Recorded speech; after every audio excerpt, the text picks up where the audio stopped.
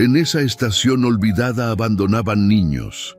Nadie preguntaba, nadie respondía, hasta que un mafioso empezó a recogerlos sin que nadie lo pidiera. Les daba techo, comida y les enseñaba a sobrevivir, pero les faltaba lo que él no sabía dar, hasta que una médica bajó del tren y decidió quedarse. Y nada volvió a ser igual. Bienvenidos a Cuentos de Época. Cuéntanos desde dónde nos escuchas hoy. Nadie sabía con exactitud cuándo había comenzado la costumbre. Quizás fue en el invierno de 1887, cuando una madre desesperada dejó a su hijo de 4 años en el banco de madera de la estación de Agua Verde y subió al tren sin mirar atrás. O quizás antes de eso, en algún amanecer sin testigos, cuando alguien descubrió que aquel andén olvidado entre 2 montañas era el lugar perfecto para deshacerse de lo que no podía seguir cargando.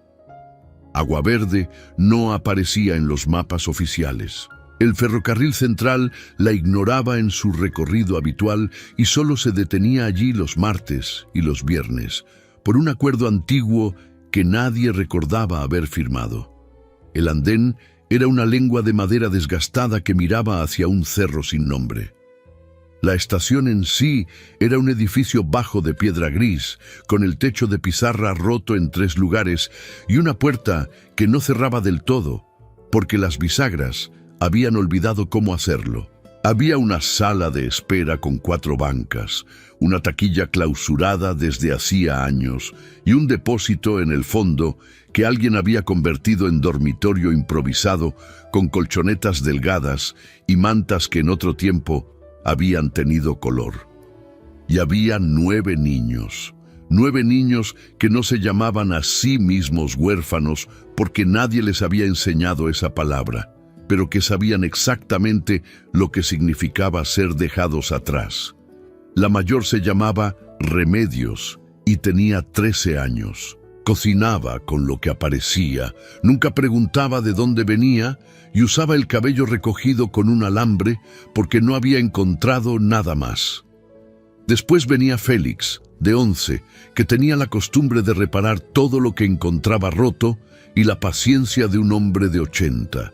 Los gemelos Blas y Bruno, de 9, que se comunicaban a veces sin hablar y peleaban constantemente por razones que nadie más entendía. Soledad, de 8 años, que a pesar de su nombre era la más ruidosa de todos y tenía la teoría de que si uno gritaba lo suficientemente fuerte, el universo terminaba cediendo.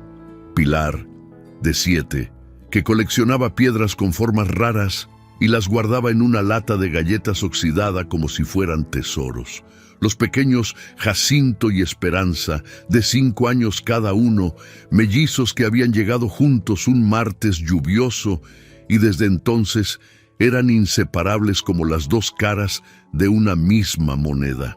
Y finalmente Teo, de 4 años, que había llegado hacía 3 semanas con un zapato puesto y otro en la mano, sin nombre en la etiqueta de su ropa, sin nada que lo identificara salvo una marca de nacimiento en forma de estrella sobre la ceja derecha, y que desde el primer día había decidido que Remedios era su madre y que no había argumento en el mundo capaz de convencerlo de lo contrario. Estos eran los habitantes de la estación de Agua Verde. Y sobre ellos, aunque ningún vecino del valle se atreviera a decirlo en voz demasiado alta, había un hombre. Sebastián Aldama tenía 38 años, espaldas de piedra y una cicatriz que le cruzaba la mandíbula izquierda como un recordatorio de que no siempre había ganado. Era el tipo de hombre que hacía que la gente calculara silenciosamente la distancia hasta la puerta más cercana. Sus hombres controlaban 3 rutas de contrabando entre la sierra y el puerto, 2 almacenes en el mercado negro del valle y una red de información que le decía quién debía a quién y por cuánto. Nadie hablaba de esto en voz alta, todos lo sabían. Lo que nadie sabía, lo que habría parecido inverosímil a quien conociera a Sebastián Aldama de lejos, era que aquellos 9 niños estaban bajo su protección. No era caridad. Sebastián Aldama No creía en la caridad. Era una deuda con un muerto que ya no podía cobrarla, pero cuya voz seguía resonando en algún rincón oscuro de una conciencia que el mundo daba por muerta. Hacía 7 años. Su único hermano había muerto en una emboscada que Sebastián no había podido evitar. Rafael tenía 22 años y 2 obsesiones en la vida: los perros callejeros y los niños que dormían en las calles. Cuando tenga dinero, le decía siempre, voy a abrir un lugar, no un orfanato con reglas y uniformes, un lugar real, con fuego en invierno y comida 3 veces al día. Sebastián solía responderle que era un idiota romántico. Rafael le respondía que ser cínico era la manera cobarde de tener miedo. Rafael murió sin haber abierto nada. Y Sebastián, que no creía en la caridad ni en los muertos que pedían favores, encontró que no podía pasar frente a la estación de Aguaverde sin detenerse. Primero fue una vez, luego otra. Luego empezaron a aparecer los niños. El primero fue Félix, que llegó con una pierna rota que nadie había tratado y sobrevivió la primera semana a base de agua y terquedad. Sebastián mandó llamar a un médico de Villarreal, pagó sin decir su nombre y se fue. Pero 2 meses después volvió. Y Félix seguía ahí con la pierna bien soldada, reparando una lámpara con las manos de un hombre 3 veces su edad. Luego vinieron los demás, uno a uno, traídos por el tren o dejados a pie en el camino de tierra que bordeaba la vía. Y cada vez que llegaba uno, Sebastián mandaba comida, mantas, y cuando era necesario, medicamentos. Pero no mandaba ternura. Eso no estaba en su inventario. Lo que mandaba, en cambio, era instrucción. Cada mañana, desde las 6 hasta las 8, los niños mayores de 6 años practicaban. Sebastián mismo venía 2 veces por semana.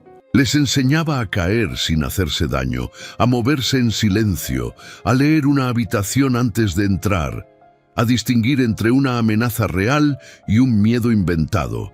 No porque quisiera convertirlos en soldados, sino porque sabía que el mundo no era amable con los que no sabían defenderse.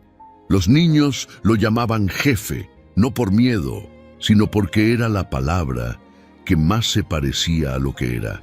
Alguien que mandaba, que aparecía cuando era necesario y que nunca, bajo ninguna circunstancia, les había dicho algo que no fuera verdad. Era martes por la mañana cuando llegó el tren de las 9. Sebastián estaba en el andén revisando un embarque que sus hombres habían descargado durante la noche, cuando el silbido del ferrocarril rompió el silencio del valle. Remedios, que tenía el instinto de un animal de montaña para detectar llegadas, salió de la estación y se plantó junto al andén con los brazos cruzados y la mirada de quien ya ha aprendido que de los trenes no siempre bajan cosas buenas.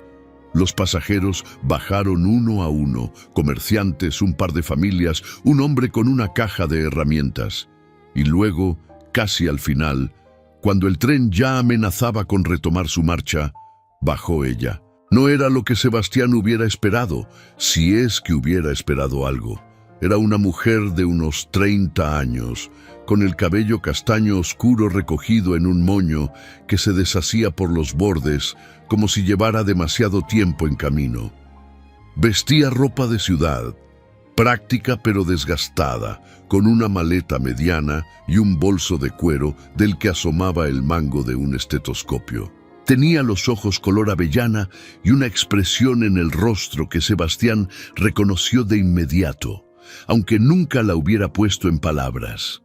Era la expresión de alguien que acaba de decidir algo y todavía no sabe si se va a arrepentir.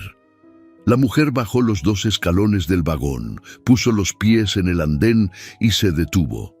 Miró la estación, miró el cerro, miró a los niños que se habían ido asomando por la puerta uno a uno, con la curiosidad animal de quien lleva semanas sin ver algo nuevo. Luego miró a Sebastián. No apartó los ojos, no calculó la distancia a la puerta, simplemente lo miró como si fuera un problema que ya había resuelto antes y que por tanto no le preocupaba especialmente. Sebastián, que no recordaba la última vez que alguien lo había mirado así, sintió algo que no supo nombrar. No era incomodidad, no era exactamente curiosidad, era algo más parecido a la sensación de que el día había cambiado de dirección sin pedirle permiso. La mujer se acercó. «Soy la doctora Valentina Reyes», dijo con voz directa, sin el temblor que Sebastián habría esperado. «Vengo a quedarme». Sebastián la miró un momento largo. «Nadie la invitó», respondió. «Lo sé», dijo ella. «Pero esos niños necesitan atención médica y yo tengo un estetoscopio. Me parece que la lógica está de mi lado». Desde la puerta de la estación, 9 cabezas se asomaban con distintos grados de disimulo. Teo, el de 4 años, tenía la nariz completamente pegada al marco de madera y miraba a la mujer con la boca abierta. Remedios lo jaló del hombro hacia adentro. «No te asomes así», le murmuró. «Tiene cara bonita», dijo Teo en voz completamente normal, que en el silencio del andén sonó como un anuncio. Sebastián notó que a la mujer se le movía apenas la comisura del labio. No llegó a ser sonrisa. Casi. «Tengo una habitación libre en el fondo», dijo al fin, en un tono que no era bienvenida, pero tampoco era negativa. «No tiene ventana». «No importa», respondió Valentina. «Y las reglas las pongo yo». «Las reglas médicas las pongo yo», corrigió ella sin parpadear. «En lo demás, negociamos». Sebastián Aldama no recordaba la última vez que alguien le había dicho eso y seguía de pie frente a él. Se dio la vuelta y caminó hacia el interior de la estación sin decir otra palabra. Valentina recogió su maleta y lo siguió. Los 9 niños se apartaron del marco de la puerta como una marea que retrocede, aunque todos siguieron mirando desde distintos ángulos con la misma atención brillante. Félix, que era el más observador de todos, se inclinó hacia Remedios y murmuró: «No tiene miedo del jefe». Remedios lo consideró un momento. «Ya lo sé». ¿Es buena señal o mala señal? Remedios volvió a mirarlo. Luego miró a la mujer que desaparecía por la puerta. «Todavía no sé», respondió. Pero en su voz había algo que no había estado ahí en mucho tiempo, algo que se parecía a la esperanza. Una médica llegó sin ser invitada. Un mafioso no la echó. 9 niños los miraron como si el mundo acabara de cambiar de tamaño. ¿Quién es realmente Sebastián Aldama y qué esconde esa estación olvidada? Continúa en el capítulo 2. La habitación sin ventana tenía exactamente lo que su nombre prometía. 4 paredes de piedra, una cama con un colchón que había vivido tiempos mejores, una silla de madera y un clavo en la pared del que colgaba nada. Valentina dejó su maleta en el piso. Puso el bolso sobre la silla y se quedó de pie en el centro mirando el espacio como si calculara sus posibilidades. Eran limitadas, pero era suyo. Llevaba 9 meses sin tener un lugar propio. Desde que el hospital de la capital la había despedido con una carta formal llena de palabras elegantes para decir una sola cosa: que una médica que no dormía, que llegaba con los ojos rojos y que había comenzado a equivocarse en las dosis, no era un activo, sino un riesgo. Nadie había mencionado al esposo que se fue. Nadie había dicho que la razón por la que no dormía era que el silencio de la casa vacía era más ensordecedor que cualquier ruido que el hospital pudiera producir. Nadie le había preguntado nada en realidad. Le habían dado la carta y le habían deseado suerte. La suerte, al parecer, la había traído a Aguaverde. Había escuchado hablar de la estación en el tren, de boca de una mujer mayor que viajaba con una canasta llena de naranjas y que hablaba como si el mundo entero fuera su vecindario. «Dicen que hay niños ahí», había dicho la mujer, pelando una naranja con los pulgares con la eficiencia de quien lleva décadas haciéndolo. Niños que nadie quiere. Dicen que los cuida un hombre que da miedo, pero que los cuida. Valentina había escuchado en silencio. No había preguntado nada, pero cuando el tren anunció la parada de Aguaverde, sus pies la habían llevado a la puerta del vagón como si ya hubieran tomado la decisión solos. Ella era médica. Había niños que nadie atendía. El resto era geometría. Alguien golpeó la puerta. 3 golpes rápidos, sin esperar respuesta. Valentina abrió y encontró a una niña de 13 años con el cabello mal recogido y una expresión que mezclaba evaluación y desconfianza en proporciones iguales. «Soy Remedios», dijo la niña sin preámbulos. «Quiero saber qué sabe hacer usted». «Medicina», respondió Valentina. «Eso ya lo sé. El jefe ya nos dijo. Digo, ¿qué más? Porque aquí todos hacemos algo más que lo que se supone que hacemos». Valentina la miró con atención. 13 años, y ya hablaba como alguien que había tenido que aprender a administrar recursos escasos. «Cocino regular», respondió con honestidad. «Coso bien, sé leer mapas y sé escuchar». Remedios la procesó. «¿Escuchar cómo?» «Sin interrumpir, sin aconsejar si no me piden, sin juzgar lo que me cuenten». Remedios la miró un momento más largo. «Eso es raro», dijo al fin. «Lo sé. El jefe no escucha así. El jefe escucha y luego dice lo que hay que hacer». «Son estilos distintos», respondió Valentina. Hubo una pausa. «Teo quiere conocerla», dijo Remedios como si fuera una concesión que costaba algo. «Pero primero tiene que prometerme que no lo va a tratar como un bebé. Odia que lo traten como bebé». «¿Cuántos años tiene?» 4. «Técnicamente es un bebé. No se lo diga a él». Valentina asintió con seriedad. «Prometido». Remedios dio media vuelta y caminó por el pasillo corto que llevaba a la sala principal. Valentina la siguió y se encontró de frente con 8 pares de ojos que la miraban desde distintas posiciones, alturas y grados de disimulo. Los gemelos Bruno y Blas estaban en el suelo jugando algo con piedras que probablemente tenía reglas complicadas. Félix estaba sentado en una banca con algo de metal en las manos que desmontaba metódicamente. Soledad estaba de pie junto a la pared con los brazos cruzados y la postura de alguien que ya había formado una opinión y estaba esperando que los hechos la confirmaran. Pilar observaba desde el umbral de la puerta que daba al exterior, con su lata de piedras abrazada contra el pecho. Jacinto y Esperanza estaban en un rincón, compartiendo algo que parecía ser una galleta y que probablemente nadie había autorizado. Y Teo estaba sentado en el centro de todo, perfectamente recto, con las manos sobre las rodillas y la concentración de quien lleva tiempo preparándose para una reunión importante. «Hola», dijo Valentina dirigiéndose al grupo. «Hola», dijo Teo, hablando por todos. «Me llamo Valentina». «Yo sé», dijo Teo. «Remedios nos dijo. Usted es la doctora». «Así es».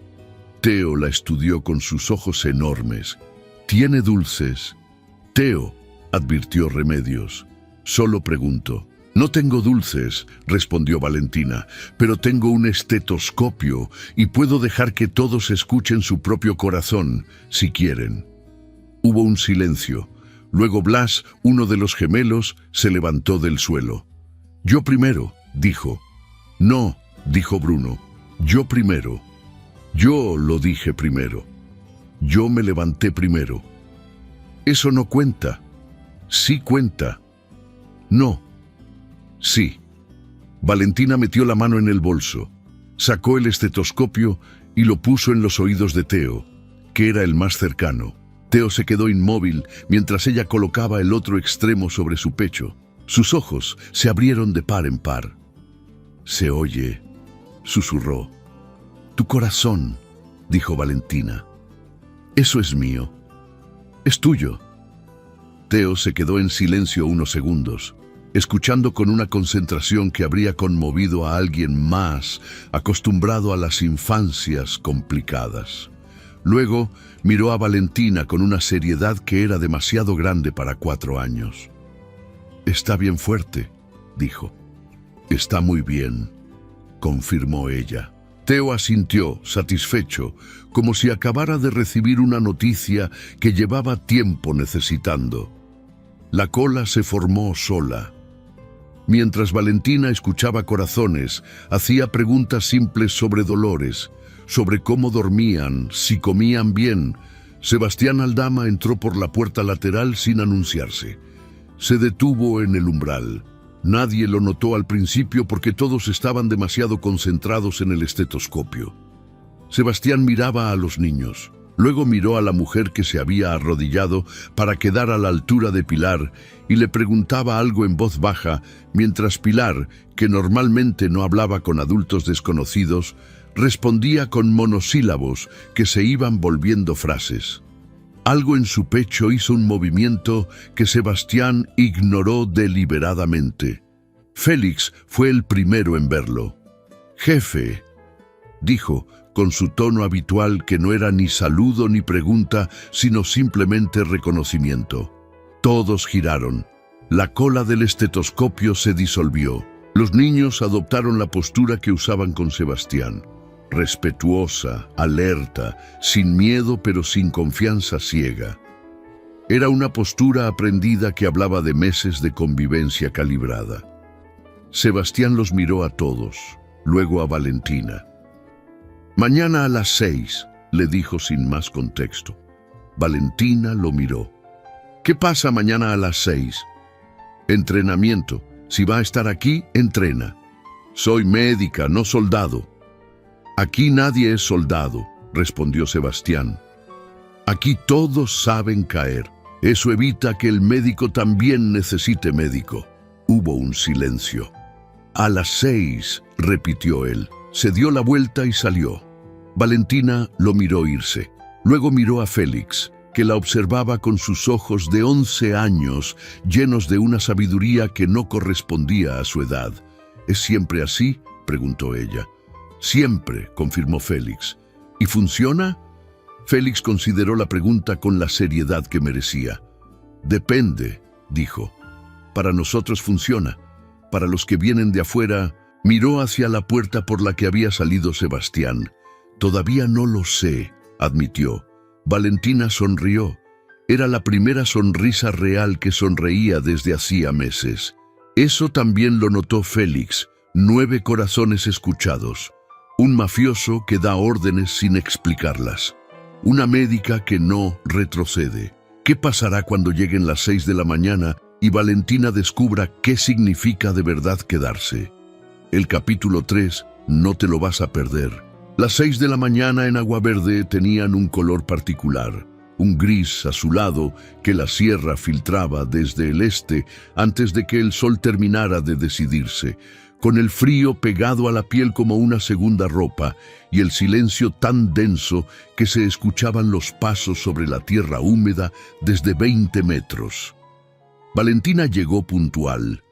Vestía pantalón de trabajo, blusa de manga larga y las botas más resistentes que tenía, que no eran muy resistentes. Llevaba el cabello recogido con 2 horquillas y una expresión de determinación que en el fondo escondía la incertidumbre de alguien que no sabe exactamente en qué se acaba de meter.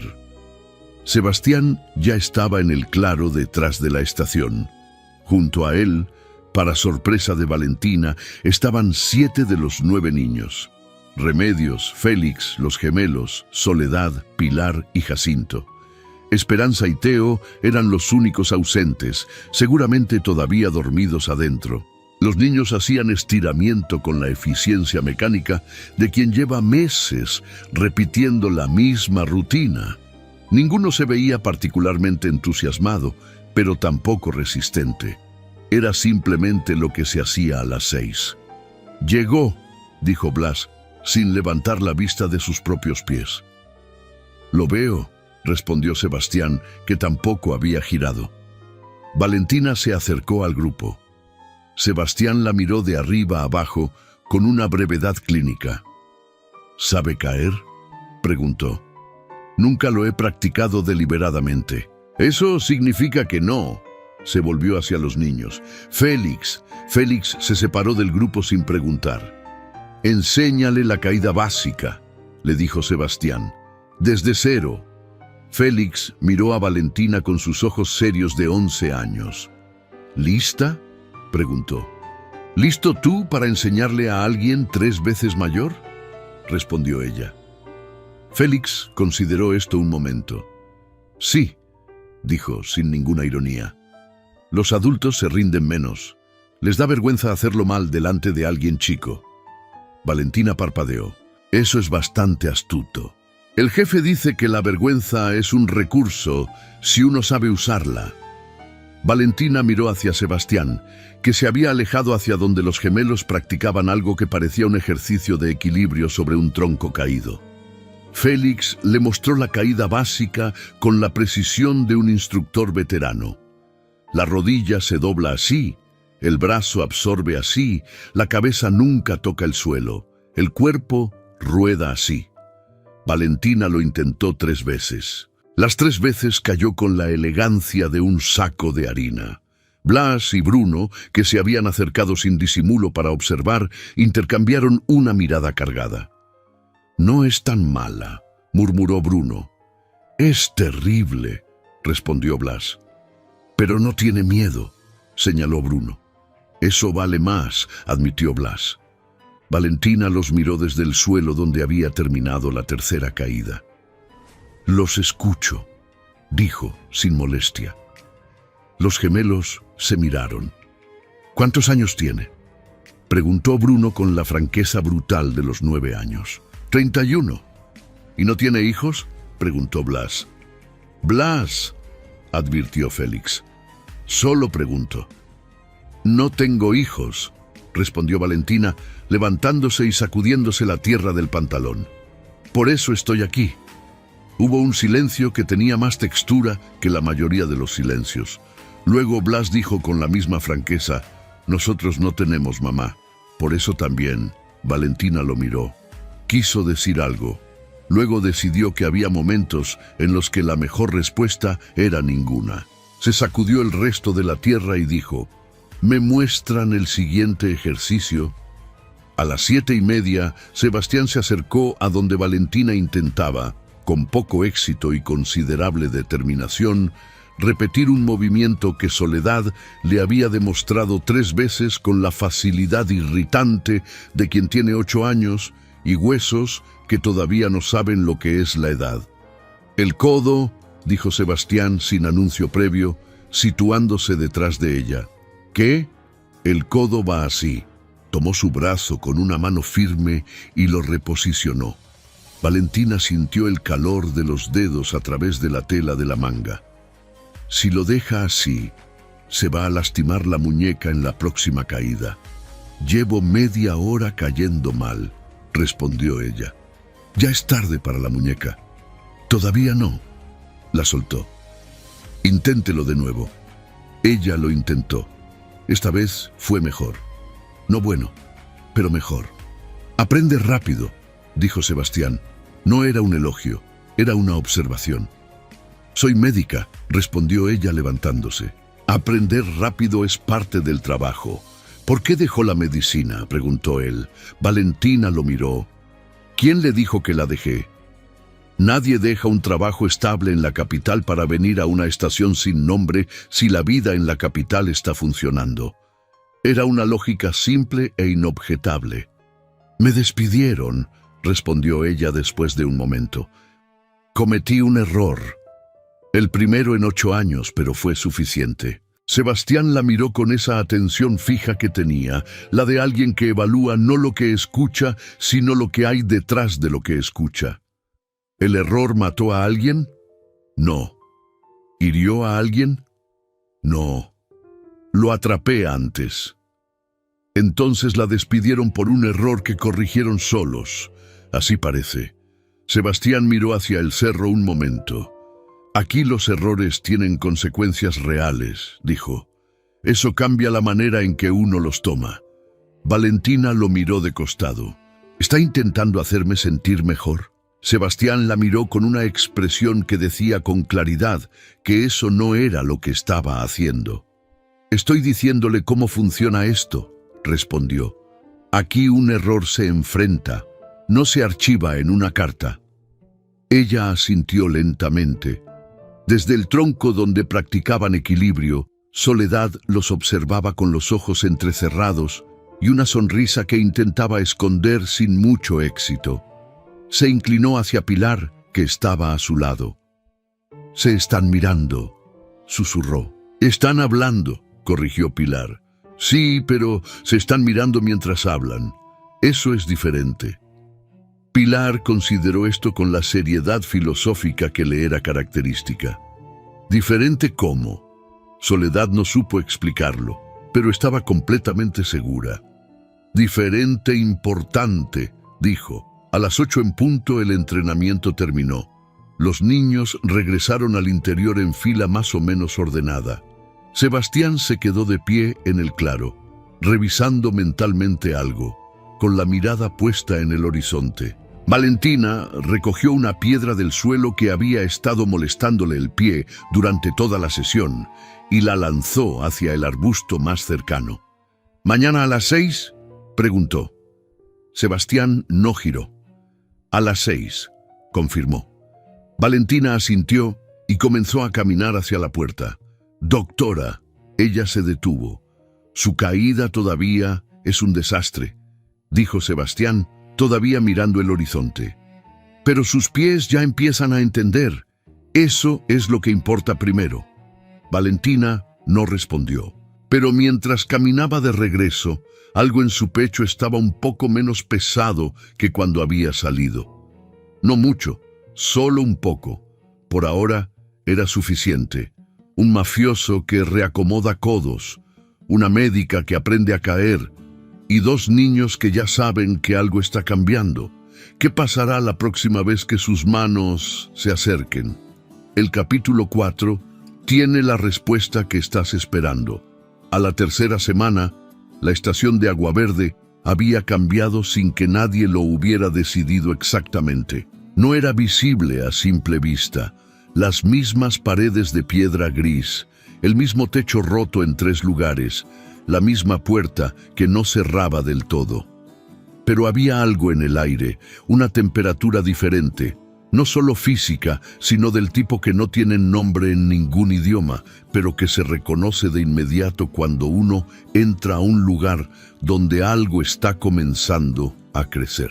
Valentina había instalado su área de trabajo en la sala de espera, una mesa larga donde organizaba su maletín médico, los registros de salud que había comenzado a llevar para cada niño, los frascos de medicamentos que el hombre de Sebastián llamado Romero le traía del pueblo 2 veces por semana con la puntualidad de un ferrocarril suizo y la conversación escasa de alguien que cumple órdenes y no hace preguntas. Esa mañana le tocaba revisión a Teo. Teo consideraba las revisiones médicas su actividad favorita del día. No por ninguna razón relacionada con la salud, sino porque Valentina le permitía sostener el estetoscopio mientras ella lo examinaba, lo cual lo hacía sentir, según sus propias palabras exactas, como un doctor pero más chico. «Abre la boca», dijo Valentina. Teo abrió la boca con entusiasmo sobredimensionado. «Más», dijo ella. Teo abrió más. «Teo, si abres más, te va a caer la cabeza». Teo cerró la boca a un tamaño razonable. Valentina miró con la lamparilla. «Amígdalas bien, garganta limpia, perfecto». «¿Estoy sano?», preguntó Teo en cuanto pudo hablar. «Muy sano. Más sano que Bruno. Las revisiones son privadas. Más sano que Blas. También privado». Teo reflexionó. «¿Más sano que el jefe? Al jefe no lo he revisado». Los ojos de Teo se abrieron. ¿El jefe nunca se enferma? Todos se enferman alguna vez. Yo creo que el jefe no, dijo Teo con absoluta convicción. El jefe es grande y fuerte, y nunca tose. Soledad tose. Félix tuvo calentura una vez, pero el jefe no. ¿Te cae bien el jefe?, preguntó Valentina mientras anotaba algo en el registro. Teo lo pensó con la seriedad de 4 años. El jefe es como cuando hace frío y de pronto hay fuego, dijo al fin. No dice cosas bonitas, pero está, y si está el jefe no da miedo nada. Valentina dejó de escribir un momento. Miró a Teo. Eso es una descripción muy buena, dijo en voz baja. ¿Sí? Muy buena. Teo se bajó de la banca con la agilidad propia de su edad y corrió hacia la puerta. Luego se detuvo y giró. Valentina. ¿Sí? Usted también es como el fuego, dijo, con total naturalidad, pero más caliente, y desapareció antes de que ella pudiera responder. Valentina se quedó mirando la puerta vacía, luego miró sus notas, luego volvió a mirar la puerta. Sebastián entró por la puerta lateral, exactamente 5 minutos después. Valentina todavía estaba sentada en la misma posición. ¿Qué pasó?, preguntó él con la antena calibrada de quien está acostumbrado a leer habitaciones. Nada, Teo. ¿Está bien? Perfectamente bien. Valentina levantó el registro. Todos los niños están bien en general. Blas tiene una infección leve en el oído derecho, nada grave. Esperanza necesita más hierro, le voy a cambiar la dieta. Y Pilar tiene que usar el brazo izquierdo más seguido, tiene menos fuerza que el derecho, y con el tiempo eso puede crear un desequilibrio. Sebastián la miraba mientras hablaba con una atención que tenía algo de distinto a la atención que le prestaba al resto de las cosas. Era menos calculadora y más... Sebastián no encontró la palabra y decidió no buscarla. ¿Algo más? Sí. Valentina lo miró directamente.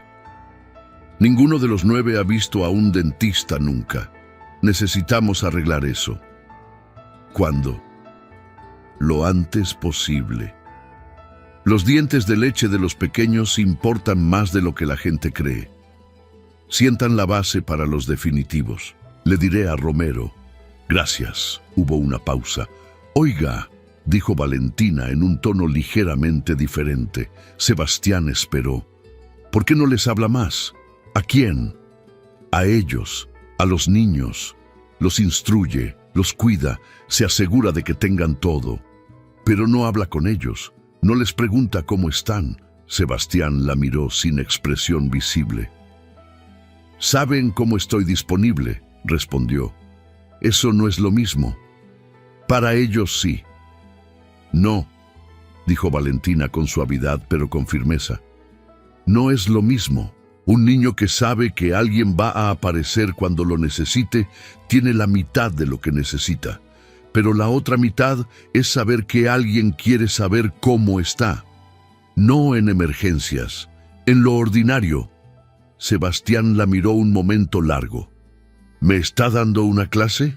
«Le estoy dando una observación médica», respondió ella. «Lo que haga con ella es su asunto».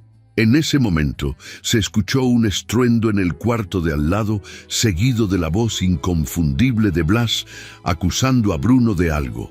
La voz de Bruno negando con la misma intensidad y luego el silencio repentino que siempre seguía cuando Remedios intervenía. Sebastián miró hacia la pared. Luego, sin decir nada, se dirigió hacia la puerta del cuarto de los gemelos. Valentina lo escuchó abrir la puerta. Luego, silencio. Luego, muy apenas, la voz de Sebastián, más baja de lo habitual, preguntando algo. Luego la voz de Blas. Luego la de Bruno. Luego otra vez Sebastián. Valentina volvió a sus notas, pero tenía que hacer un esfuerzo para no sonreír. Desde el pasillo, Soledad, que lo había estado viendo todo con los ojos de 8 años que no pierden nada, buscó a Remedios con la mirada. «Ella lo está cambiando», susurró. «Cállate», respondió Remedios. «¿No lo ves?» «Lo veo», dijo Remedios. «Por eso te digo que te calles. Si lo ven, Se ponen raros los adultos. Soledad apretó los labios con la concentración de alguien guardando un secreto muy grande. ¿Tú crees que se van a gustar?, susurró, incapaz de contenerse. Remedios la miró con 13 años de sabiduría cansada. Ya se gustan, dijo, con la certeza tranquila de quien no necesita más evidencia. El problema es que ellos todavía no lo saben. Teo habló. Valentina no pudo olvidarlo. Y Sebastián entró a un cuarto a preguntar cómo estaban sus niños por primera vez. ¿Qué hace una mujer cuando empieza a ver lo que hay detrás del hombre que todos temen? El capítulo 5 lo cuenta todo. El miércoles, en que todo se complicó, comenzó como todos los miércoles, con Blas y Bruno discutiendo a las 7 de la mañana sobre algo que para las 8 ya habían olvidado completamente. Con Teo preguntando si podía desayunar en la banca de afuera porque adentro había una araña que lo miraba raro. Y con Remedios administrando el caos con la eficiencia silenciosa de alguien que lleva tanto tiempo haciéndolo que ya no necesita elevar la voz. Valentina llevaba su segundo café de la mañana y revisaba el registro de Esperanza cuando escuchó el silbido del tren. Era martes de visita. El ferrocarril de las 9. No le prestó atención. Los trenes llegaban y se iban. Eso era lo que hacían. Lo que no esperaba era que 10 minutos después, Remedios apareciera en el umbral de la sala con una expresión que Valentina ya había aprendido a leer. La mandíbula ligeramente apretada, los ojos 2 grados más abiertos de lo normal. La expresión de cuando algo en la estación salía del patrón habitual. «Hay una mujer afuera», dijo Remedios, «con un niño». Valentina dejó el café. «¿Qué tipo de niño?» «Chico, como de 2 años. No llora». «¿Por qué eso es problema?» «Porque los de 2 años siempre lloran», respondió Remedios con la experiencia de quien ha visto llegar varios. «Cuando no lloran es porque están muy asustados o muy enfermos». Valentina tomó el bolso y fue hacia afuera. La mujer estaba en el andén. Tenía unos 20 y tantos años y la ropa de alguien que había viajado mucho tiempo sin dormir bien. En los brazos cargaba a un niño de exactamente la edad que Remedios había calculado. Un niño pequeño y callado, con los ojos grandes y febriles, que miraba el cielo como si fuera la primera vez que lo veía. La mujer vio a Valentina y algo en su postura se relajó 2 milímetros. El tipo de relajación que no es alivio, sino el agotamiento de alguien que finalmente puede soltar parte del peso. «Me dijeron que aquí hay médico», dijo. «Soy yo», respondió Valentina, ya evaluando al niño con los ojos. «¿Cuánto tiempo lleva con fiebre?» 3 días. «¿Ha comido?» «Poco. Casi no toma agua». «Entre». La mujer entró. Valentina la llevó a su mesa de trabajo y extendió los brazos hacia el niño, que se dejó tomar sin protestar, lo cual confirmó lo que los ojos ya le habían dicho. Un niño de 2 años con energía no se deja tomar por extraños. «Se llama Mateo», dijo la mujer. «Tiene fiebre desde el lunes». «¿Usted es su madre?» Hubo una pausa que duró exactamente el tiempo necesario para contener una historia entera. «Soy su tía», dijo la mujer al fin. «Su madre murió hace 2 semanas. Yo trabajo en Villarreal. No puedo...» Se detuvo. Se mordió el labio. «No puedo». Valentina no respondió a eso. Revisó al niño con manos precisas y eficientes. Fiebre de 39 grados. Garganta inflamada. Oído izquierdo con presión. Infección bacteriana. Probablemente comenzó antes de que muriera la madre y nadie lo atendió en medio del duelo. «Tiene una infección», dijo. «Tratable. Va a necesitar antibióticos y 2 semanas de reposo y vigilancia». La mujer asintió. Luego miró al niño. Luego miró a Valentina. «Aquí lo pueden...» No terminó la pregunta. Valentina la entendió de todas formas. «Tengo que hablar con el responsable de la estación», respondió con cuidado. «Me dijeron que es un hombre que da miedo». «Da miedo a quien le tiene miedo», respondió Valentina. Sebastián entró en ese momento como si hubiera estado esperando en algún punto del pasillo o como si simplemente tuviera un sentido especial para las conversaciones que necesitaban ser cortadas o completadas. Miró a la mujer, miró al niño. Su cara no cambió. La mujer lo miró a él y fue honesta, porque ya no le quedaban energías para no serlo. «No puedo cuidarlo», dijo. «No tengo cómo, pero tampoco puedo dejarlo en cualquier parte». Sebastián miró al niño que descansaba sobre la mesa con los ojos medio cerrados y la respiración pesada de la fiebre. Lo miró durante 10 segundos que en el silencio de la sala pesaron como 10 minutos. «¿Tiene nombre?», dijo. «Mateo». Sebastián asintió. «Déjenos la información de contacto», dijo. «Por si acaso». Eso fue todo. La mujer escribió una dirección en Villarreal con mano temblorosa. Besó al niño en la frente, salió y subió al siguiente tren sin mirar atrás, porque si miraba atrás no iba a poder subir. Cuando el tren se fue, Valentina miró a Sebastián. «Son 10», dijo. «Ya lo sé contar», respondió él. «No es una crítica, es una observación». Sebastián miró al niño en la mesa. «Va a necesitar que alguien lo cuide de noche mientras tenga fiebre», dijo. «Lo sé, yo me encargo. Y mañana no entrena». Valentina lo miró. «Sí, entreno. Acaba de decir que va a estar despierta de noche. Entreno igual». Sebastián la miró con algo que en otro hombre habría sido exasperación. En él era otra cosa. «¿Por qué todo tiene que ser una discusión?», preguntó. «No es una discusión», respondió Valentina. «Es una posición». Desde la puerta, Teo había aparecido sin que nadie lo llamara. Miraba al niño enfermo con los ojos muy abiertos. «¿Es nuevo?», preguntó. «Se llama Mateo», dijo Valentina. «¿Se queda?». Sebastián no respondió. Teo lo miró. «¿Jefe?». «De momento», dijo Sebastián. Teo asintió con gravedad. «Yo le voy a enseñar dónde está la araña», dijo, «para que sepa cuidarse». Y se fue hacia el cuarto como si el asunto estuviera completamente resuelto.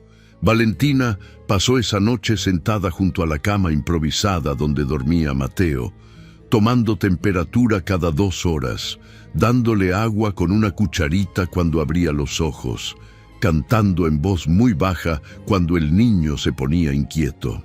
A las 2 de la madrugada escuchó pasos en el pasillo. La puerta se abrió 2 centímetros. Sebastián miró adentro. Vio a Valentina sentada junto a la cama con la lamparilla pequeña encendida, el registro médico en las rodillas y al niño dormido con la fiebre ya bajando. No dijo nada, cerró la puerta, pero Valentina escuchó que no se alejaba, escuchó que se quedaba del otro lado durante un rato largo, y eso, en el silencio de las 2 de la madrugada, dijo más que cualquier palabra que cualquiera de los dos hubiera podido encontrar. Un niño nuevo, una mujer que se queda despierta toda la noche, un hombre que no entra, pero tampoco se va. ¿Cuánto tiempo pueden fingir que no sienten lo que están sintiendo? En el capítulo 6, alguien da el primer paso sin querer darlo.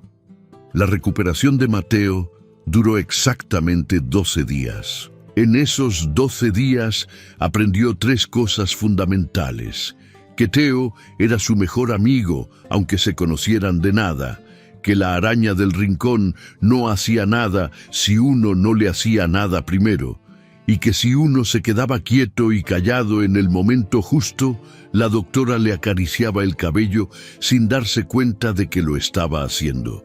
Esta última cosa la descubrió en la 5ª noche, cuando Valentina pensaba que estaba dormido y él estaba perfectamente despierto mirando las grietas del techo.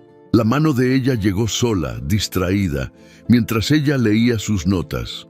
Mateo no se movió. Era el tipo de quietud que aprenden los niños que saben que si se mueven, la cosa buena se detiene. Mateo tenía 2 años y ya sabía eso. El día 12, Sebastián entró al cuarto donde Valentina hacía la revisión final y encontró algo que no esperaba. Mateo, completamente recuperado, sentado en la cama con los brazos extendidos hacia arriba y Valentina levantándolo para hacerlo girar mientras el niño reía con la carcajada total e irresponsable de la infancia sana. Sebastián se detuvo en la puerta. No anunció su presencia. Valentina giró a Mateo una vez más. Luego lo depositó en el colchón y el niño de inmediato se puso de pie sobre el colchón para intentar repetir la experiencia por sus propios medios, con los resultados físicos predecibles. «Con cuidado», le dijo Valentina, atrapándolo antes de que se cayera.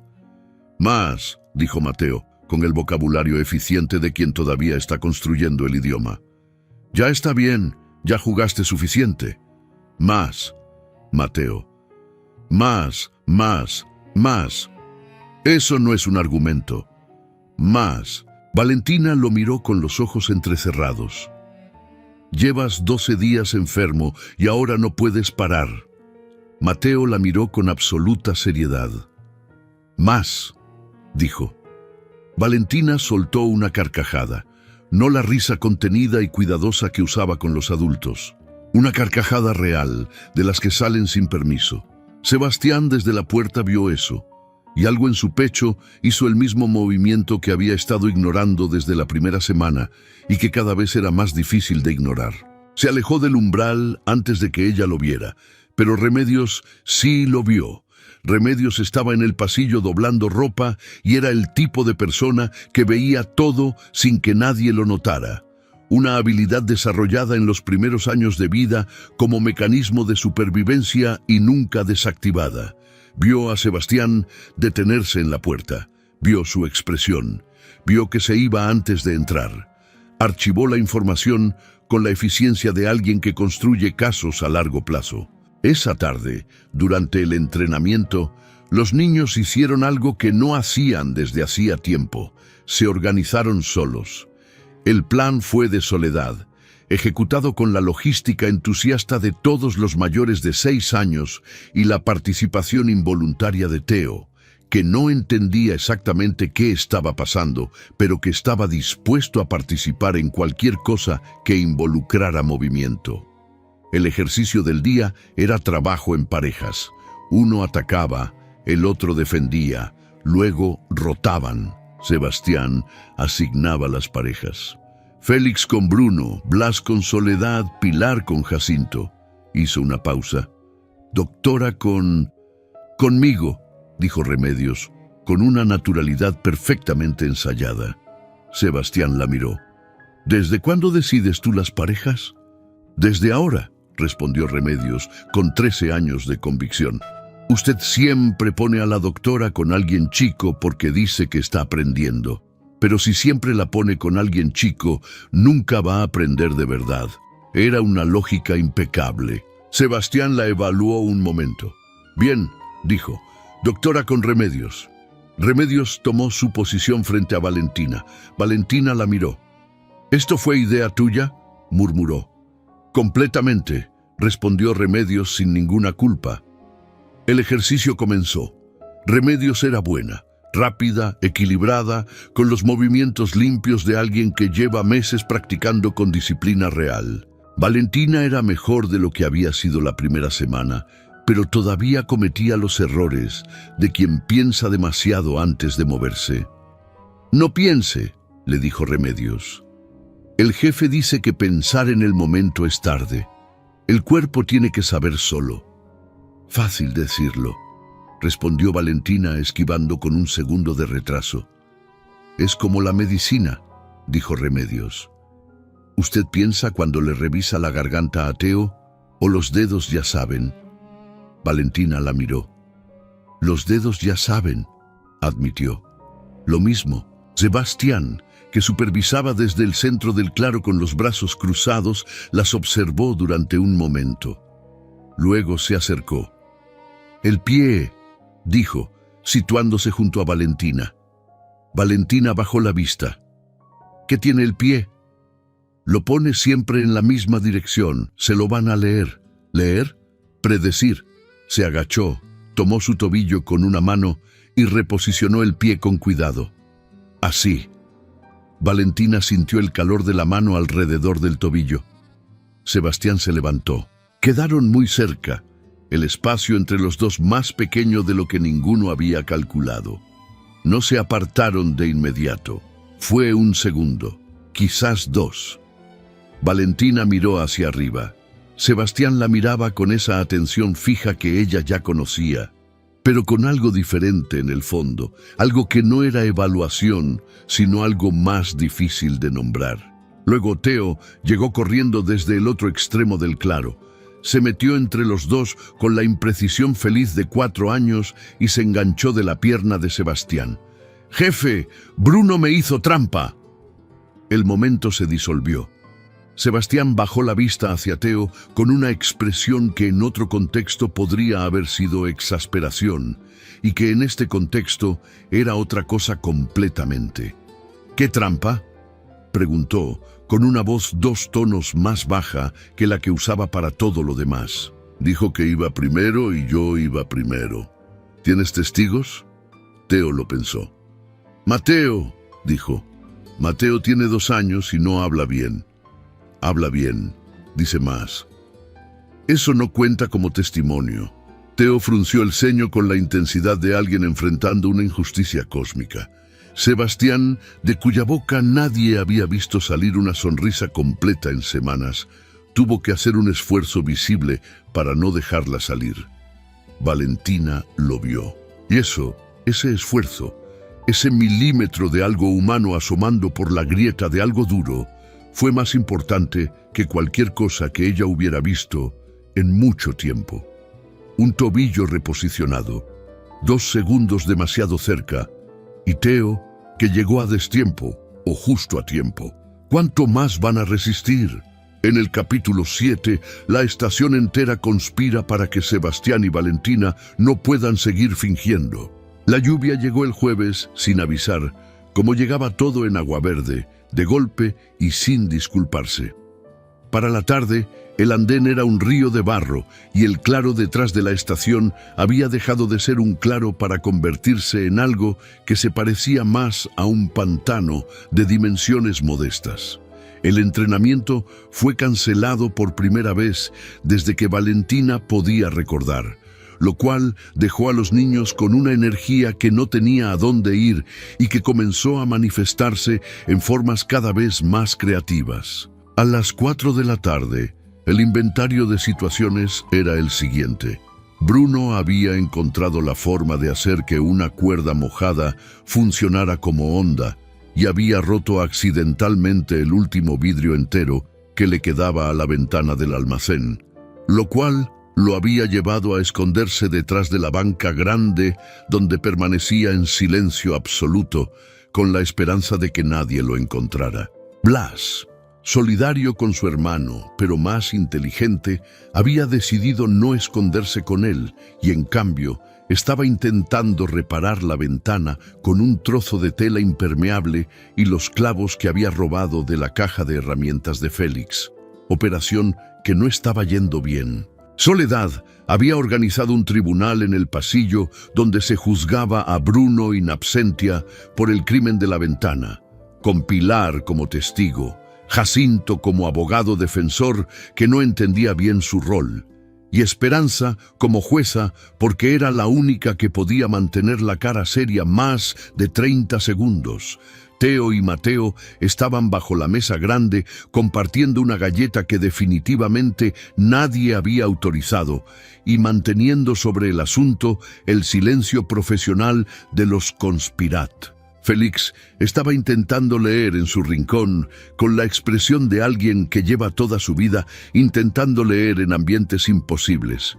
Y Remedios cocinaba con la tranquilidad de quien sabe que si uno cocina, lo demás puede arder. Y aún así, la cena llega a su hora. Valentina entró desde el pasillo con el cabello húmedo de haber ido al almacén a buscar vendas y encontró el panorama completo en un solo vistazo. Se detuvo, contó. «Falta Bruno», dijo. «Está detrás de la banca», informó Soledad desde su tribunal. «Está siendo procesado». «¿Por qué?» «La ventana». «Ah». Valentina miró hacia la banca grande. «Bruno, sal». Silencio. «No te voy a regañar. Sal». Silencio más breve esta vez. Luego Bruno salió con la cabeza baja y la expresión de alguien que había pesado las opciones y elegido confiar. «¿Se te fue?», le preguntó Valentina. Bruno asintió sin levantar la vista. «¿Querías hacerlo?». «No». Una pausa. «Bueno, la onda sí. La ventana no. ¿Cómo vas a arreglarlo?». Bruno levantó la vista. «¿No me vas a castigar?». «Te pregunté cómo lo vas a arreglar». Bruno pensó. «Puedo ayudar a Blas con la tela». «Bien, cuando pare la lluvia lo hacen juntos». Valentina se giró hacia el tribunal. «Y el tribunal se disuelve. En esta estación no procesamos personas en ausencia». «¿Por qué no?», preguntó Soledad. «Porque no es justo, pero es más eficiente».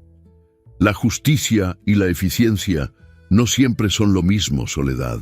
Soledad lo consideró con la seriedad de alguien a quien acaban de dar información que cambia su modelo del mundo.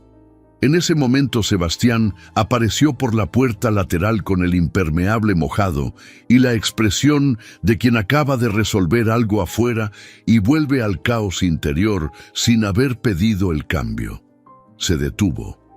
Miró el panorama. Miró a Valentina. «¿Qué pasó con la ventana?», preguntó. «Un accidente», respondió Valentina antes de que alguien más pudiera hablar. «Ya está siendo resuelto por los responsables». Sebastián la miró. Luego miró a Bruno, que se había puesto rígido. «La ventana se arregla mañana», dijo Sebastián. «Esta noche hace frío y el almacén tiene cosas que no pueden mojarse». «Pensé lo mismo», dijo Valentina. «Por eso traje las vendas de ahí antes». Sebastián la miró. «¿Ya las había movido?». «Hace una hora». Un silencio. «Bien», dijo él. Fue la primera vez que le decía eso sin que hubiera una instrucción o una corrección antes o después. «Solo bien». Remedios, que escuchaba desde la cocina, tuvo que meterse un trapo en la boca para no hacer ningún ruido. Esa noche, con la lluvia golpeando el techo en 3 tiempos irregulares y los niños dormidos en sus colchonetas, Sebastián y Valentina se quedaron en la sala de espera. No fue planeado.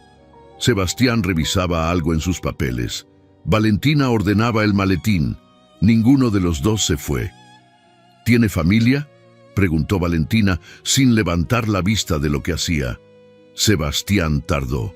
«Tuve un hermano», dijo. El pasado de esa frase se quedó en el aire. «¿Rafael?», preguntó Valentina.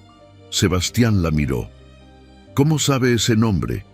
«Félix lo mencionó una vez. Dijo que usted a veces habla solo y dice ese nombre». Sebastián miró hacia la ventana donde la lluvia hacía sus propios dibujos en el vidrio. «Era idiota», dijo con una voz que no tenía el filo que hubiera necesitado para ser dura. «Un idiota con buenas ideas». ¿Esta fue su idea? Sebastián no respondió inmediatamente. «Algo así», dijo al fin.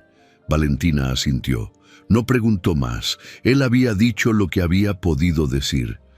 «Mi madre murió cuando yo tenía 9 años», dijo ella, después de un silencio que había tenido su propio tiempo.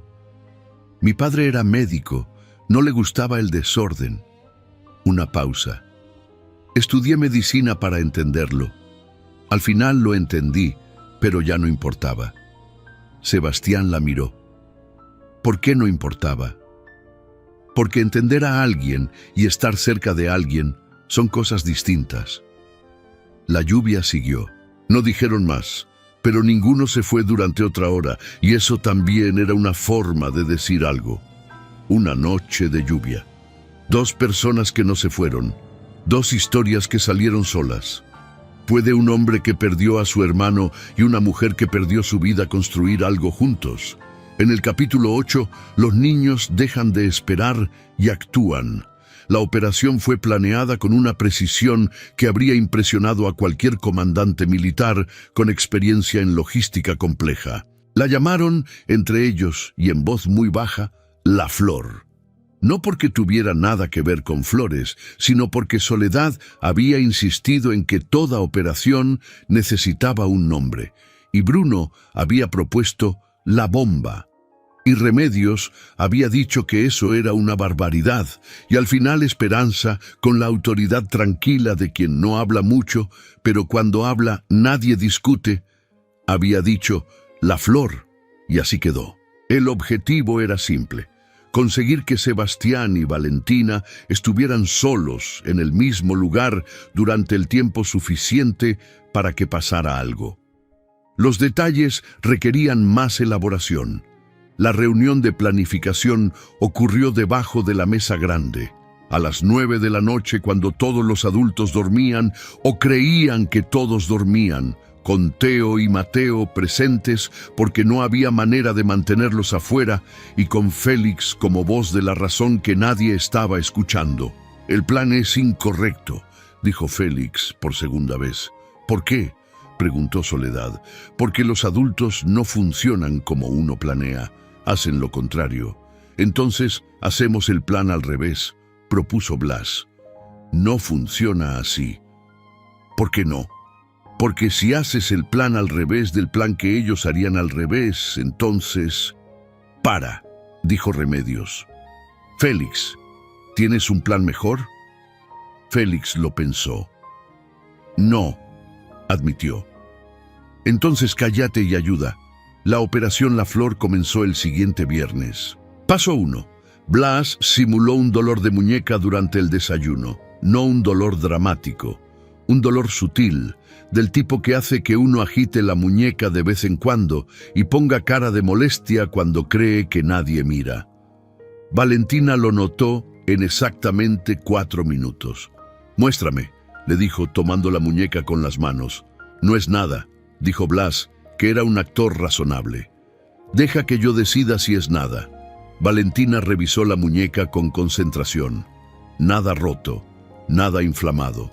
Pero la piel estaba un poco raspada en el exterior, trabajo de los propios dedos de Blas la noche anterior, aunque eso Valentina no lo sabía.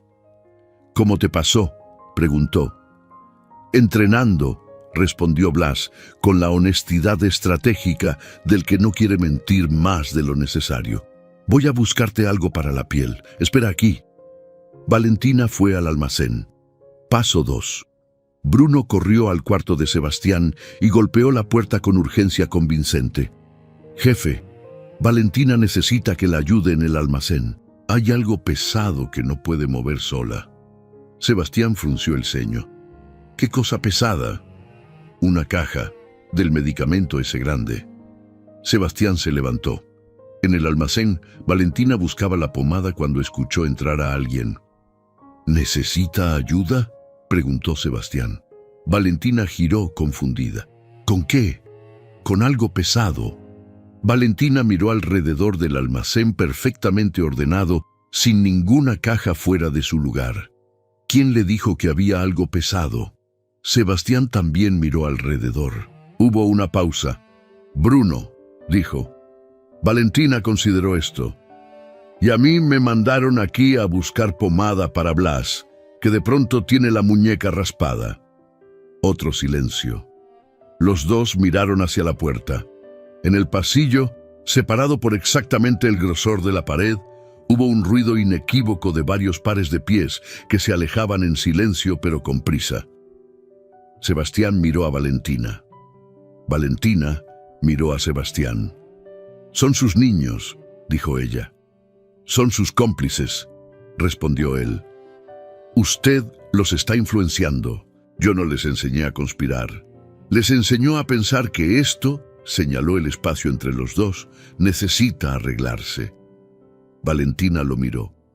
«¿Lo necesita?», Preguntó, directa como siempre. Sebastián no respondió inmediatamente. Era la primera vez que ella le preguntaba algo así, y él lo sabía, y ella lo sabía, y el almacén era pequeño, y la pomada seguía en el estante, y ninguno de los dos se movía. «No sé qué soy cuando no estoy haciendo lo que hago», dijo Sebastián con una honestidad que parecía costarle algo físico. «No sé qué queda si se quita lo que soy aquí». «Yo tampoco lo sé de mí misma», respondió Valentina. «Llevo 9 meses intentando averiguarlo. ¿Y encontré esto». Hizo un gesto vago que abarcaba la estación, los niños, el almacén y al hombre frente a ella. «No sé si es una respuesta, pero es la primera cosa que se siente real desde hace mucho». Sebastián la miró durante varios segundos. Luego levantó la mano y apartó con cuidado un mechón de cabello que se le había escapado del moño y que le cruzaba la mejilla. Fue un gesto pequeño, casi nada, pero los dos lo sintieron como si hubiera hecho un ruido. Valentina no se apartó. Sebastián no terminó lo que iba a decir, si es que iba a decir algo. En cambio, bajó la mano y dio un paso atrás. «La pomada está en el tercer estante», dijo, con una voz que no era exactamente normal, pero que intentaba serlo. «Lo sé», respondió Valentina, también con la voz no exactamente normal. Sebastián salió.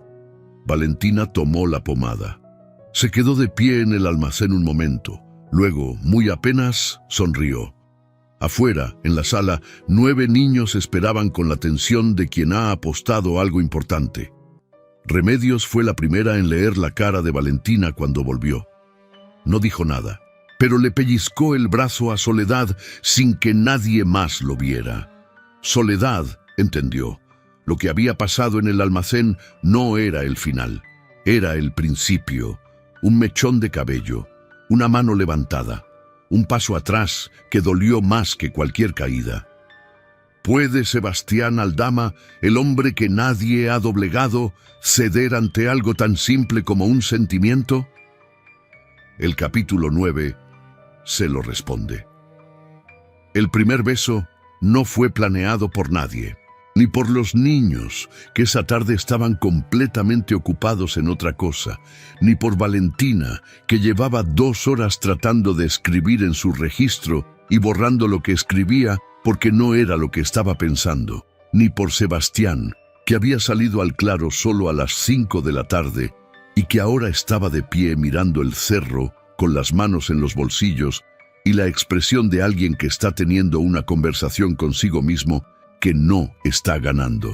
Valentina salió por la puerta de atrás. No iba hacia él. Iba a sentarse en la piedra plana, donde a veces se sentaba cuando necesitaba 5 minutos de silencio real. Pero la piedra plana estaba ocupada por Sebastián, o más exactamente, la piedra plana estaba cerca de donde Sebastián estaba de pie, y cuando Valentina salió, él giró y quedaron a 4 metros el uno del otro en el claro dorado de las 5 de la tarde. «Perdone», dijo Valentina. No quería interrumpir. «No interrumpe», dijo él. Valentina se quedó donde estaba. Luego caminó hasta la piedra y se sentó. Sebastián no se fue. Se quedó de pie, a 2 metros ahora, mirando el cerro, pero ya no con la misma intensidad, como si la llegada de ella hubiera resuelto parte de la conversación interna. «¿Qué ve cuando mira el cerro?», preguntó Valentina. «El tiempo», respondió Sebastián, sin pensarlo mucho. Ella lo miró. «¿El tiempo cómo?».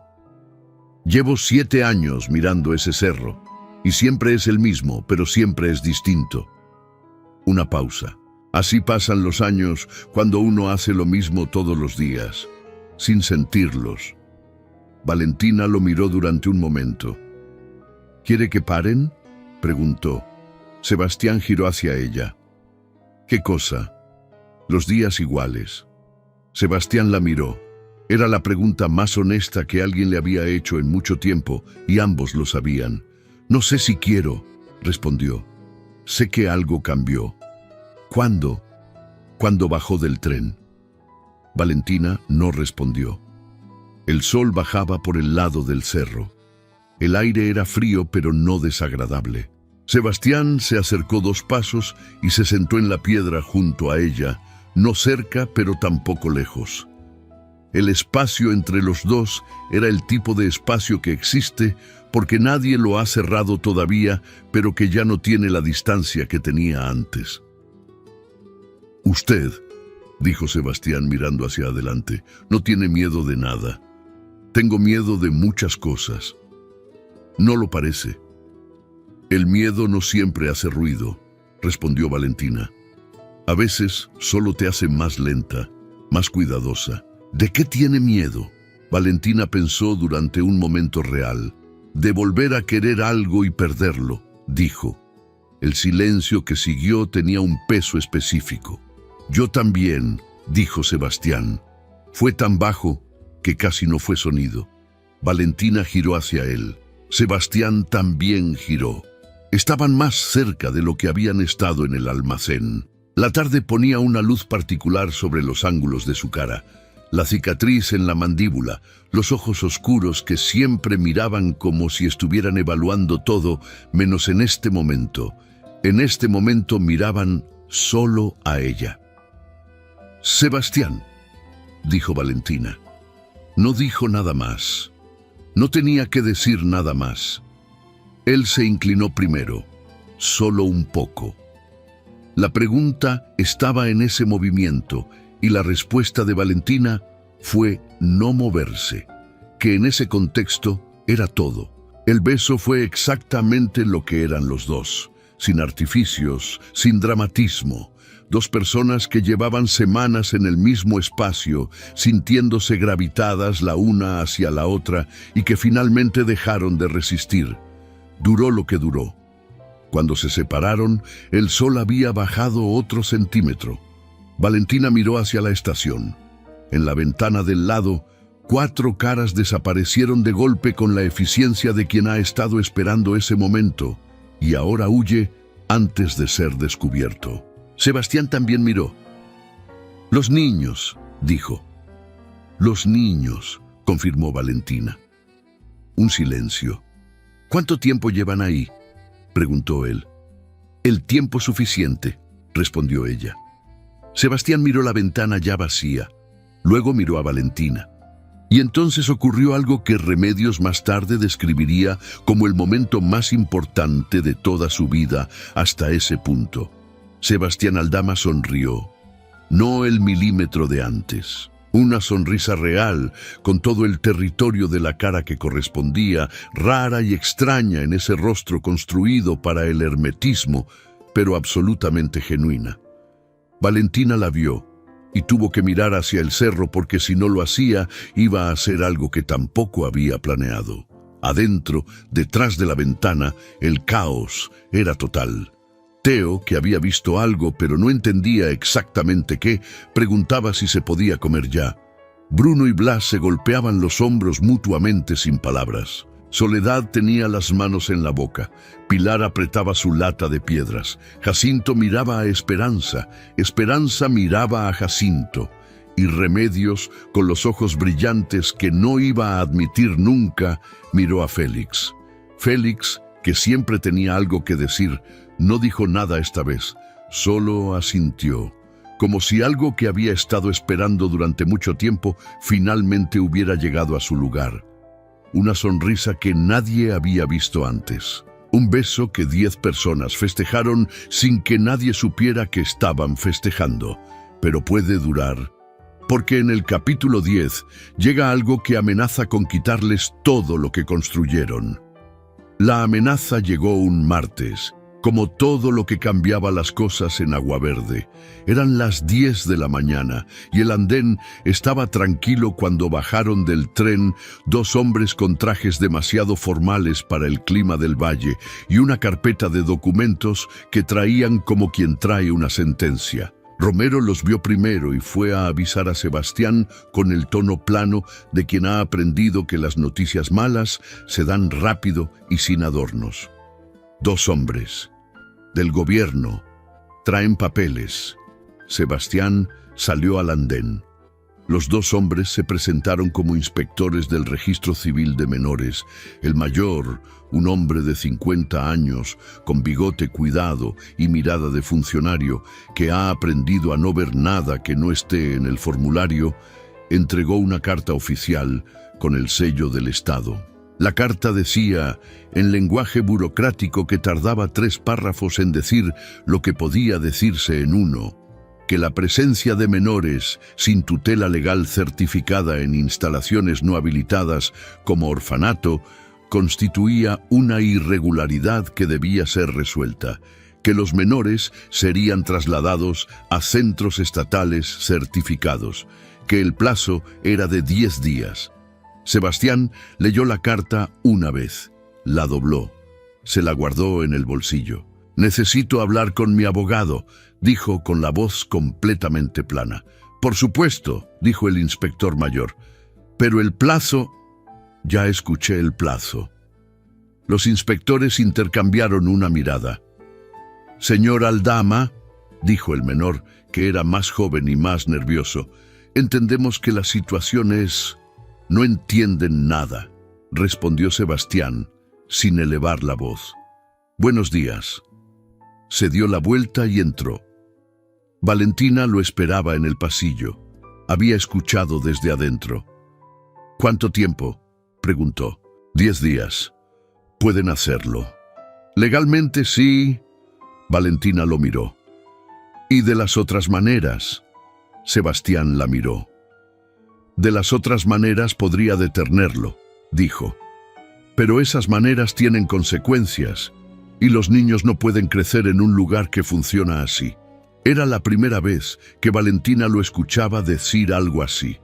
La primera vez que él articulaba, en voz alta, que lo que construía aquí tenía que ser distinto de lo que era afuera. «¿Entonces qué?», dijo ella. «Entonces necesitamos hacer esto de la manera correcta». «¿Cuál es la manera correcta?». «Convertirlo en algo real». Hizo una pausa. «Un orfanato, con licencia, con papeles, con todo lo que piden». Valentina lo miró. «¿En 10 días?» «No. En 10 días convencemos a los inspectores de que el proceso está en marcha y de que los niños están mejor aquí que en cualquier centro estatal. En 6 meses hacemos los papeles». «¿Tiene dinero para eso?». «Tengo lo que tengo». «¿Y tiene voluntad?». Sebastián la miró. «Llevo 7 años aquí», respondió. «La voluntad ya no es la pregunta». Valentina asintió. «Entonces, dígame qué necesita de mi parte». Sebastián la miró durante un momento largo. «Todo», dijo, y en esa palabra había más de lo que la conversación sobre el orfanato requería. Valentina no lo dejó pasar. «Todo», repitió, sin apartar los ojos. La reunión esa tarde fue la más grande que la sala de espera había albergado desde que existía. Todos los niños, todos los adultos, Romero y otros 2 hombres de Sebastián, que habían sido convocados porque eran los únicos que sabían que la estación existía de la manera en que existía y que ahora tendrían que ayudar a convertirla en algo diferente. Sebastián explicó la situación con la misma directitud con que hacía todo, sin suavizar, sin mentir, con los hechos y las opciones. Hubo silencio. Luego Félix, que siempre era el primero en procesar, preguntó: «¿Nos van a llevar a otro lugar?». «Si no hacemos nada, sí», respondió Sebastián. «¿Y si hacemos algo?». «Depende de qué hagamos». Otro silencio. Teo levantó la mano. «Yo no me quiero ir», dijo. «Nadie se quiere ir», respondió Remedios desde su lugar de siempre, con la autoridad tranquila de quien habla por todos. «¿Pueden quitárnosla?», preguntó Soledad, mirando a Valentina. «A ella, ¿pueden quitárnosla también?». Valentina miró a Sebastián. Sebastián miró a Valentina. «No», dijo él, «no pueden». «¿Por qué no?», preguntó Blas. «Porque ella puede quedarse si quiere quedarse», respondió Sebastián. «Y ya dijo que quiere». Valentina asintió, mirando a Blas directamente. «Ya dije que quiero». Mateo, que seguía construyendo vocabulario, pero entendía perfectamente el tono de las cosas, señaló a Valentina y dijo: «Mía». Hubo una fracción de segundo de silencio. Luego Teo lo miró con la seriedad de la experiencia. «Y Mía», dijo Teo. «Mía», repitió Mateo firme. «Mía más», dijo Teo. «Más Mía. Más. Más». Blas y Bruno se miraron. Jacinto miró a Esperanza. Pilar apretó su lata. Y Remedios, que no sonreía en situaciones serias, sonrió. «De todos», dijo. Y eso fue todo. Sebastián, que llevaba 38 años construyendo cosas sin nombre, miró a los 10 niños y a la mujer que estaba sentada entre ellos como si siempre hubiera estado ahí. Y sintió algo que tardó un momento en reconocer, porque hacía mucho tiempo que no lo sentía. No era el peso de una deuda con un muerto. Era algo más simple y más complicado que eso. Era querer proteger esto no porque debía, sino porque era suyo. El suyo más real que había tenido en mucho tiempo. Los papeles llegaron. El plazo existe, pero nadie en esa estación está dispuesto a ceder. ¿Podrán convertir una estación olvidada en algo real antes de que se los lleven todo? El capítulo 11 es la batalla más importante que han tenido. Los 9 días que siguieron fueron los más activos que la estación de Aguaverde había visto desde que existía como estación. Sebastián contactó a su abogado, un hombre callado de Villarreal llamado Don Aurelio, que sabía exactamente cuáles eran los negocios de su cliente y que había aprendido a hacer preguntas solo cuando era absolutamente necesario. Don Aurelio llegó al día siguiente con una expresión de alguien que lleva mucho tiempo esperando que su cliente le dé trabajo legítimo y que no puede creer que por fin haya llegado el momento. «Un orfanato», repitió, mirando los papeles que Sebastián le había dado. «Un orfanato», confirmó Sebastián, «con todos los permisos». «Con todos». Don Aurelio miró alrededor de la sala de espera donde Félix reparaba algo en un rincón y Teo perseguía a Mateo alrededor de la banca grande. «¿Cuánto tiempo llevan aquí los niños?» «El mayor, casi 2 años. Y ninguna autoridad, ninguna que importara», respondió Sebastián. Don Aurelio cerró su libreta. «Voy a necesitar 6 meses para los papeles correctos. Tiene 3 para los preliminares que convenzan a los inspectores». Don Aurelio lo miró. «Eso es imposible». «Don Aurelio», dijo Sebastián con la paciencia exacta de quien sabe lo que está pidiendo y está dispuesto a pagar por ello. «En 20 años trabajando juntos, ¿cuántas veces le he pedido algo imposible?» Una pausa. «Varias», respondió don Aurelio. «¿Y cuántas veces lo hizo?» Don Aurelio suspiró. «Todas», admitió. 3 meses. Don Aurelio se fue con su libreta y la expresión de alguien que ya está organizando mentalmente un trabajo enorme. Pero los papeles no eran el único frente.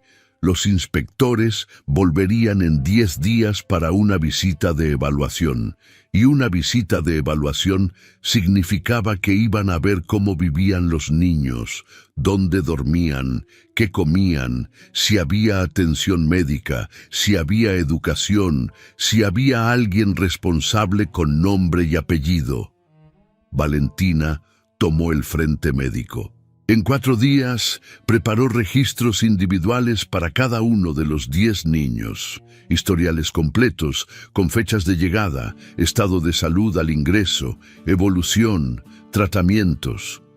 Lo hizo con la meticulosidad de alguien que sabe que un papel bien hecho puede ganar batallas que los argumentos no ganan. Sebastián observaba esto desde la distancia con algo que no era exactamente sorpresa, pero sí reconocimiento.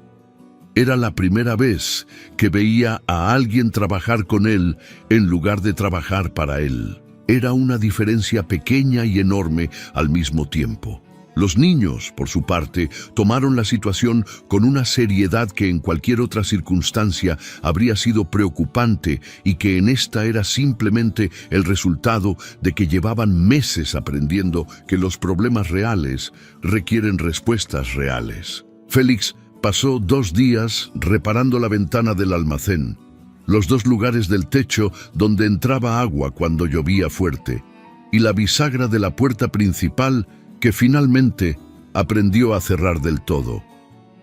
Remedios reorganizó la cocina con una lógica que Valentina documentó como sistema de almacenamiento funcional para 10 personas. Los gemelos pintaron las paredes de la sala con lo que encontraron disponible, que era una pintura de color dudoso, pero aplicada con entusiasmo y razonablemente pareja.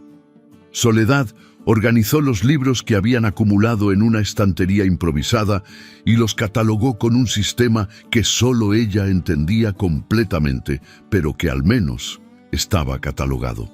Pilar, que no había encontrado todavía su contribución específica, decidió que su función era vigilar y reportar cualquier cosa que pareciera importante, lo cual la tenía circulando por la estación con la concentración de un centinela de 7 años.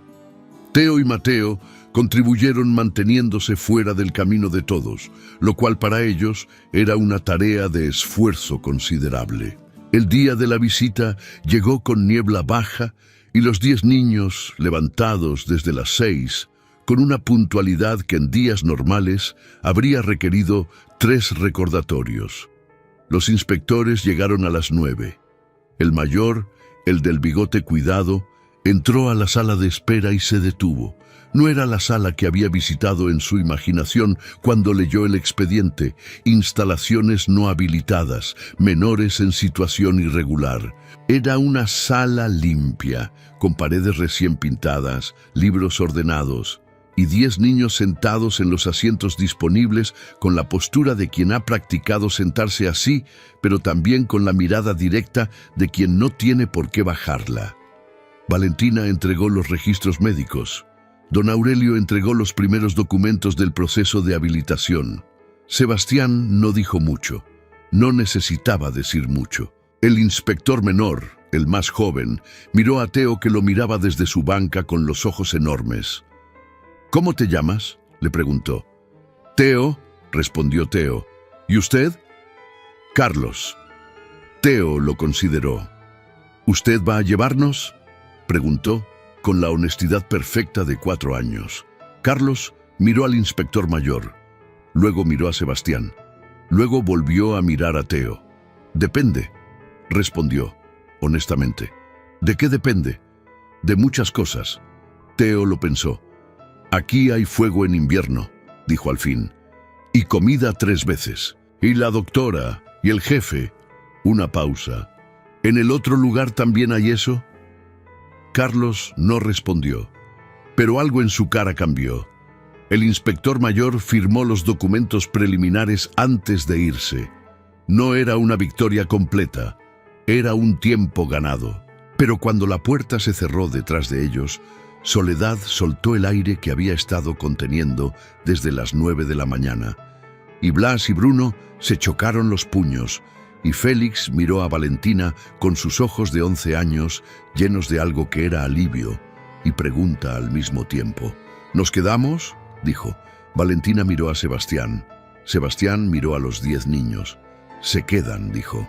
Y Teo gritó «sí», con toda la potencia de sus 4 años. Saltó de la banca y corrió a abrazar la pierna de Sebastián con la fuerza de quien abraza algo que acaba de confirmar que es suyo. Sebastián bajó la vista. Puso la mano en la cabeza del niño y no dijo nada, porque no hacía falta. Los inspectores firmaron, Teo habló por todos, y Sebastián puso la mano en la cabeza de un niño de 4 años como si fuera lo más natural del mundo. ¿Cómo termina esta historia? El capítulo 12 es el final que se ganaron todos. El orfanato abrió oficialmente el primer lunes de octubre, con un cartel nuevo sobre la puerta que Félix había tallado en madera durante 3 semanas, con la paciencia de alguien que sabe que las cosas hechas bien no se hacen rápido. El cartel decía: Hogar Aguaverde, solo eso, sin subtítulos, sin explicaciones. Don Aurelio había tardado 4 meses y 12 días en conseguir todos los papeles, que era un mes más de lo que Sebastián le había dado, y 3 meses menos de lo que era razonablemente posible, lo cual dijo mucho sobre lo que pasa cuando alguien con suficiente determinación y los recursos correctos decide que algo tiene que ocurrir. Valentina firmó como directora médica. Sebastián firmó como responsable legal. Era la primera vez en 12 años que su nombre aparecía en un documento que no tenía nada que ver con contrabando, deudas o acuerdos que se hacían en habitaciones sin ventanas. Cuando salió de la notaría con los papeles en la mano, se quedó de pie en la acera durante un momento. Valentina estaba a su lado. «¿Cómo se siente?», preguntó ella. Sebastián miró los papeles. «Raro», respondió. «Raro malo, raro nuevo». Valentina asintió. «Lo nuevo siempre se siente raro al principio». Sebastián la miró. «¿Y después?». «Después se siente normal», dijo ella. «Y después de eso, se siente como siempre fue». Sebastián dobló los papeles con cuidado y los guardó en el interior del saco. «Valentina», dijo. «¿Sí? ¿Qué quería ser cuando era niña?». Valentina lo miró, sorprendida por la pregunta. «Médica», respondió. «Siempre, siempre». Una pausa. «¿Por qué?». «Porque yo nunca lo supe», dijo Sebastián, con una honestidad que seguía costándole algo físico, pero que ya costaba menos que antes. «Nadie me preguntó, y cuando tuve edad para preguntármelo, yo solo ya era demasiado tarde para algunas respuestas». Miró hacia el final de la calle. «Pero hay cosas que uno elige tarde y que pesan igual que las que elige temprano».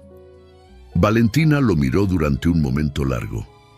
«¿Qué eligió tarde?», preguntó en voz baja. Sebastián giró hacia ella. «Esto», dijo. Y en ese esto estaba todo. La estación, los niños, los papeles, el cartel de madera que Félix había tallado durante 3 semanas, y ella. Valentina no respondió con palabras. Puso la mano sobre la de él, que descansaba sobre los papeles doblados en el interior del saco, y la dejó ahí. Sebastián no se movió. Caminaron así de regreso a Aguaverde. El día de la apertura oficial llegaron personas del valle que nunca habían pisado la estación, pero que habían escuchado lo que estaba ocurriendo allí. Don Aurelio vino. El inspector Carlos, el más joven, vino por cuenta propia, sin su compañero mayor, con una caja de libros que dijo eran de su biblioteca personal y que ya no necesitaba. Remedios cocinó para 20 personas con la eficiencia de quien ha estado esperando una excusa para demostrar lo que sabe hacer con ingredientes suficientes. Los gemelos habían añadido otra capa de pintura a las paredes de la sala, esta vez con un color más definitivo que el anterior. Félix había reparado la puerta principal, que ahora abría y cerraba con la fluidez de algo que nunca había sido un problema. Soledad había organizado una ceremonia que nadie le había pedido que organizara, pero que resultó perfecta. Pilar puso una de sus piedras con forma especial sobre el umbral de la puerta, a la derecha, donde nadie la pisara pero todos la vieran. Jacinto y Esperanza habían recogido flores del cerro y las habían puesto en la mesa grande en 2 jarras de distinto tamaño. Teo y Mateo estaban en el centro de todo, como siempre, moviéndose con la energía de quienes no entienden del todo el significado del día, pero sienten que es importante y por tanto se comportan como si todo lo que hacen también lo fuera. Sebastián estaba de pie junto a la puerta cuando llegó el primer tren de la tarde. No bajó nadie que Valentina no conociera, pero Sebastián miró el andén como miraba el cerro, con la conciencia de que las cosas llegan cuando llegan y que la función de uno no es controlar cuándo, sino estar cuando llegan. Valentina se puso junto a él. «¿Qué piensa?», preguntó. «Que Rafael tenía razón», respondió Sebastián. «¿En qué? En que hay cosas que solo se entienden cuando ya están hechas». El tren se fue. El andén quedó en silencio. Adentro, las voces de 10 niños llenaban la estación de esa manera específica en que las voces infantiles llenan un espacio, sin respetar las esquinas, sin respetar el silencio, sin respetar nada, salvo su propio impulso de existir con toda la fuerza posible. Sebastián miró a Valentina. «¿Se queda?», preguntó. No era la misma pregunta que ella habría esperado hace 4 meses. Era más pequeña y más grande al mismo tiempo. No le preguntaba si iba a quedarse en la estación. Le preguntaba si iba a quedarse en todo lo que la pregunta contenía. Valentina lo miró. «Ya me quedé», respondió. No era un cuento de hadas. Sebastián Aldama seguía siendo el hombre que era, con una cicatriz en la mandíbula y años de decisiones que no podían borrarse y una red de negocios que estaba comenzando, lentamente, a deshacer porque ya tenía algo más importante donde poner la energía. No iba a cambiar de un día para otro.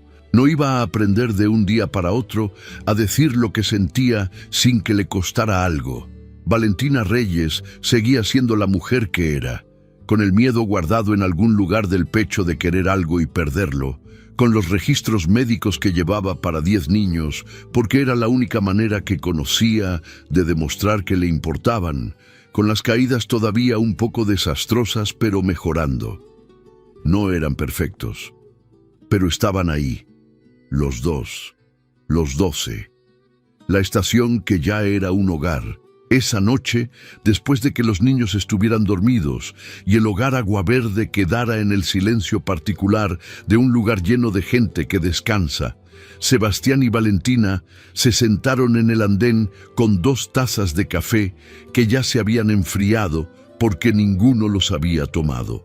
Las estrellas sobre el valle eran de las que solo se ven lejos de las ciudades. «¿Recuerda que le dije el primer día?», preguntó Valentina.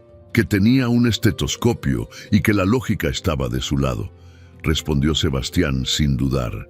Valentina sonrió. «¿Y usted qué pensó?». Sebastián la miró de costado. «Pensé que iba a durar 3 días», admitió. «¿Y ahora?». Sebastián miró el andén, el cerro, el cartel de madera sobre la puerta. «Ahora pienso», dijo, con la voz de alguien que elige las palabras como elige las batallas, con cuidado y con convicción, que algunas personas llegan sin invitación y resulta que eran exactamente lo que faltaba.